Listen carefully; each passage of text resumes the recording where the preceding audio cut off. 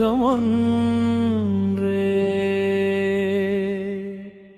கூறுமடியார்கள் வினை தீர்க்கும் முகம் ஒன்றே.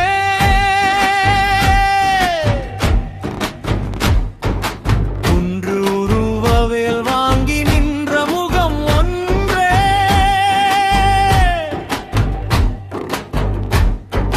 மாறுபடு சூரரை வதைத்த முகம் ஒன்றே. வள்ளியை மனம் புணர வந்த முகம் ஒன்றே.